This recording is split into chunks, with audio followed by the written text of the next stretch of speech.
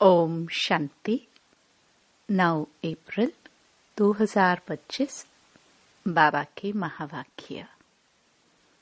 मीठे बच्चे, हरे की नब्ज देख पहले उसे अलफ का निश्चय कराओ, फिर आगे बढ़ो।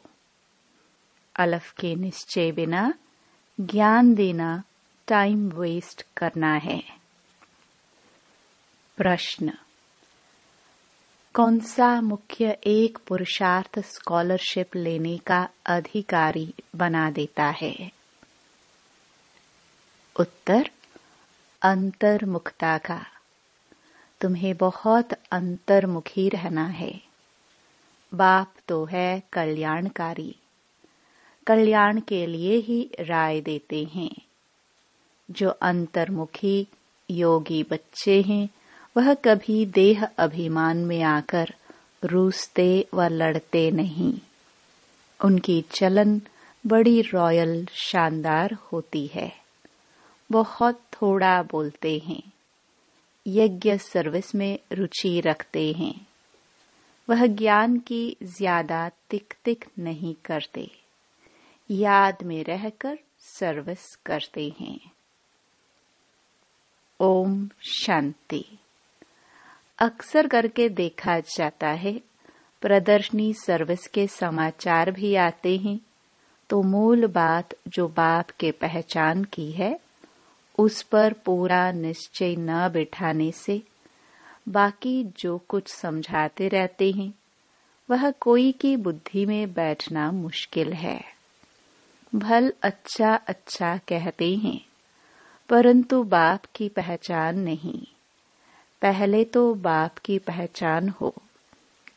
बाप के महावाक्य हैं, मुझे याद करो, मैं ही पतित पावन हूँ। मुझे याद करने से तुम पतित से पावन बन जाएंगे। यह है मुख्य बात। भगवान एक है, वही पतित पावन है, ज्ञान का सागर, सुख का सागर है, वही ऊंच ते ऊंच है। यह निश्चय हो जाए तो फिर भक्ति के जो शास्त्र, वेद अथवा गीता, भागवत है, सब खंडन हो जाए। भगवान तो खुद कहते हैं, यह मैंने नहीं सुनाया है। मेरा ज्ञान शास्त्रों में नहीं है, वह है भक्ति मार्ग का ज्ञान। मैं तो ज्ञान दे सद्गति करके चला जाता हूँ, फिर यह ज्ञान प्राय लोप हो जाता है। ज्ञान की प्रारब्ध पूरी होने के बाद फिर भक्ति मार्ग शुरू होता है। जब बाप का निश्चय बैठे तो समझे भगवानुवाच। यह भक्ति मार्ग के शास्त्र है। ज्ञान और भक्ति आधा आधा चलती है। भगवान जब आते हैं तो अपना परिचय देते हैं। मैं कहता हूँ 5000 वर्ष का कल्प है। मैं तो ब्रह्मा मुख से समझा रहा हूँ। तो पहली मुख्य बात बुद्धि में बिठानी है कि भगवान कौन है। यह बात जब तक बुद्धि में नहीं बैठी है, तब तक और कुछ भी समझाने से कुछ असर नहीं होगा। सारी मेहनत ही इस बात में है। बाप आते ही हैं कब्र से जगाने। शास्त्र आदि पढ़ने से तो नहीं जगेंगे। परम आत्मा है ज्योतिष स्वरूप, तो उनके बच्चे भी ज्योतिष स्वरूप है। परंतु तुम बच्चों की आत्मा पतित बनी है, जिस कारण ज्योति बुझ गई है, तमो प्रधान हो गई है। पहले पहले बाप का परिचय न देने से फिर जो भी मेहनत करते हैं, ओपिनियन आदि लिखाते हैं, वह कुछ काम का नहीं रहता। इसलिए सर्विस होती नहीं है। निश्चय हो तो समझे बरोबर ब्रह्मा द्वारा ज्ञान दे रहे हैं। मनुष्य ब्रह्मा को देख कितना मूंझते हैं, क्योंकि बाप की पहचान नहीं है। तुम सब जानते हो, भक्ति मार्ग अब पास हो गया है। कलयुग में है भक्ति मार्ग और अब संगम पर है ज्ञान मार्ग। हम संगम युगी है, राजयोग सीख रहे हैं, दैवी गुण धारण करते हैं नई दुनिया के लिए। जो संगम युग पर नहीं, वह दिन प्रतिदिन तमो प्रधान बनते ही जाते हैं। उस तरफ तमो प्रधानता बढ़ती जाती है, इस तरफ तुम्हारा संगम युग पूरा होता जा रहा है। यह समझने की बातें है ना। समझाने वाले भी नंबरवार हैं। बाबा रोज पुरुषार्थ कराते हैं। निश्चय बुद्धि विजयंती। बच्चों में तिक तिक करने की आदत बहुत है। बाप को याद करते ही नहीं। याद करना बड़ा कठिन है। बाप को याद करना छोड़ अपनी ही तिक तिक सुनाते रहते हैं। बाप के निश्चय बिगर और चित्रों तरफ बढ़ना ही नहीं चाहिए। निश्चय नहीं तो कुछ भी समझेंगे नहीं। अलफ का पहचान नहीं तो बाकी बे में जाना टाइम वेस्ट करना है। किसकी नब्ज को जानते नहीं। ओपनिंग करने वाले को भी पहले बाप का परिचय देना है। यह है ऊंच ते ऊंच बाप ज्ञान का सागर। बाप यह ज्ञान अभी ही देते हैं। सतयुग में इस ज्ञान की दरकार नहीं रहती। पीछे शुरू होती है भक्ति। बाप कहते हैं, जब मेरी निंदा पूरी होने का समय होता है तब मैं आता हूँ। आधा कल्प उन्हों को निंदा करनी ही है। जिनकी भी पूजा करते ऑक्यूपेशन का पता नहीं। तुम बच्चे बैठ समझाते हो, परंतु खुद का ही बाबा से योग नहीं तो औरों को क्या समझा सकेंगे। भलश बाबा कहते हैं, परंतु योग में बिल्कुल रहते नहीं तो विक्रम भी विनाश नहीं होते हैं। धारणा नहीं होती है। मुख्य बात है एक बाप को याद करना। जो बच्चे ज्ञानी तो आत्मा के साथ साथ योगी नहीं बनते हैं, उनमें देह अभिमान का अंश जरूर होगा। योग के बिगर समझाना कोई काम का नहीं। फिर देह अभिमान में आकर किसी न किसी को तंग करते रहेंगे। बच्चे भाषण अच्छा करते हैं तो समझते हैं हम ज्ञानी तो आत्मा है। बाप कहते हैं ज्ञानी तो आत्मा तो हो, परंतु योग कम है। योग पर पुरुषार्थ बहुत कम है। बाप कितना समझाते हैं, चार्ट रखो। मुख्य है ही योग की बात। बच्चों में ज्ञान के समझाने का शौक तो है, लेकिन योग नहीं है। तो योग बिगर विक्रम विनाश नहीं होंगे, फिर पद क्या पाएंगे। योग में तो बहुत बच्चे फेल है।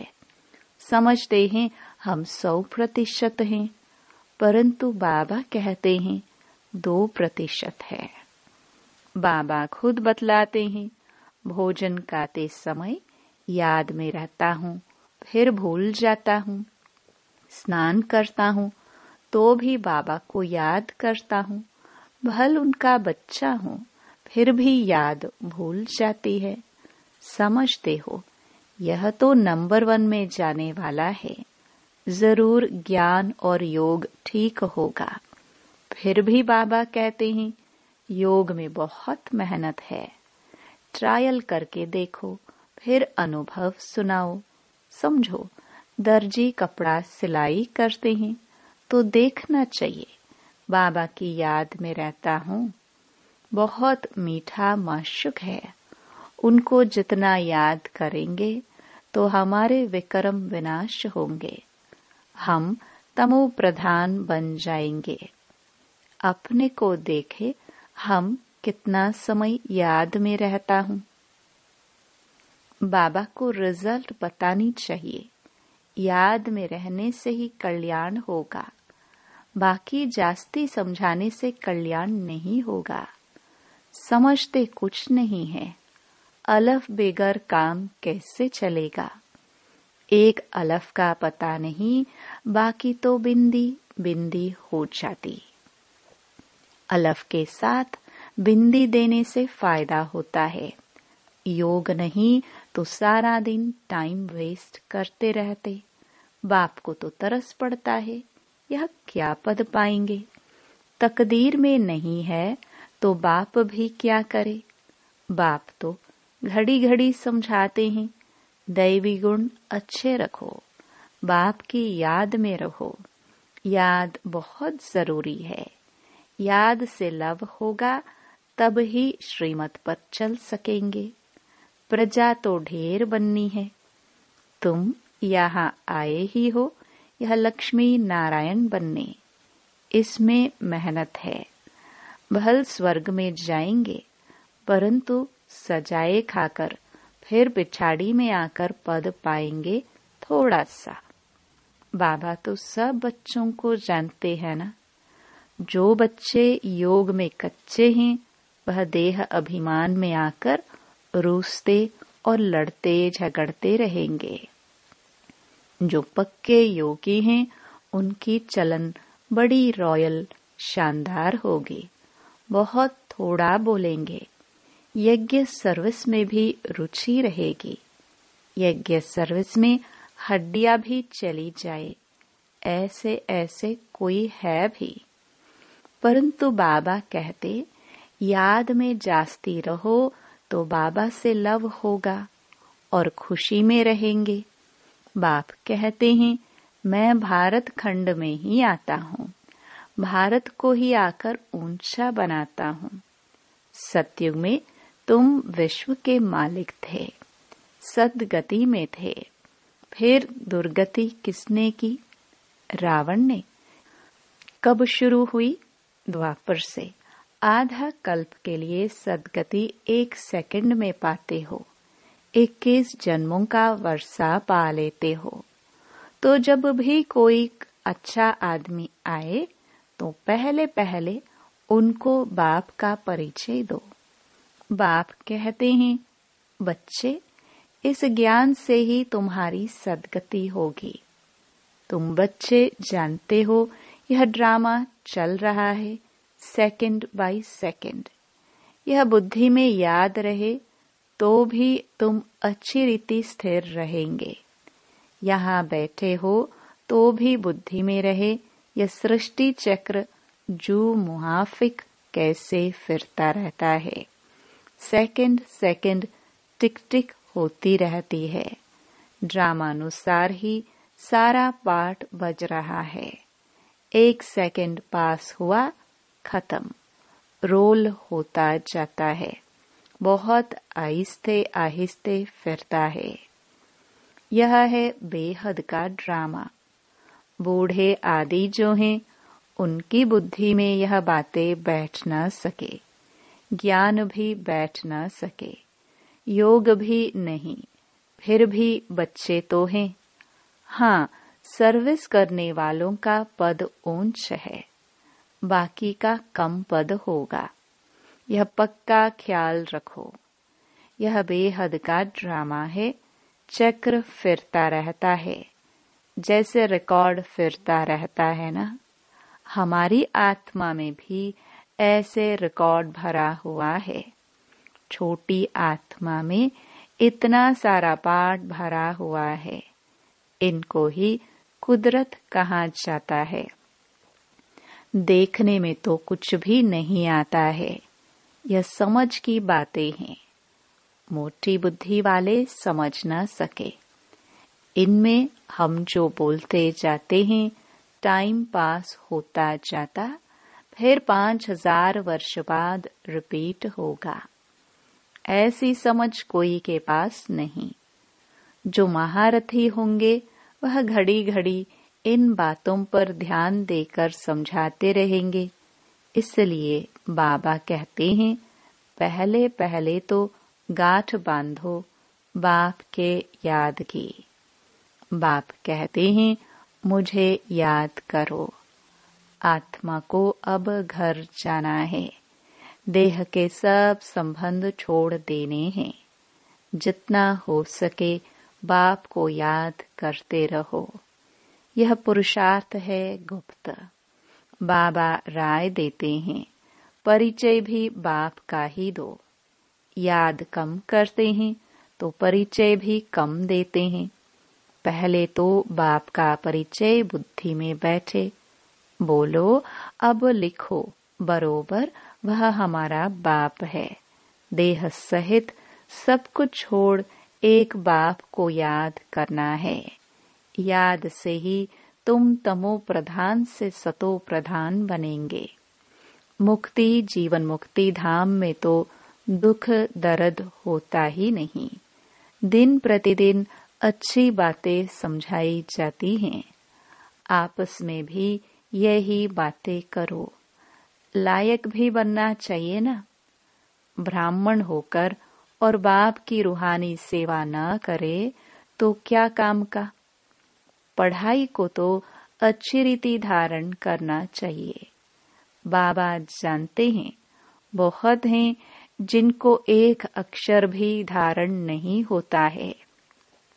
यथार्थ रीति बाप को याद करते नहीं हैं। राजा रानी का पद पाने में मेहनत है। जो मेहनत करेंगे वही ऊंच पद पाएंगे।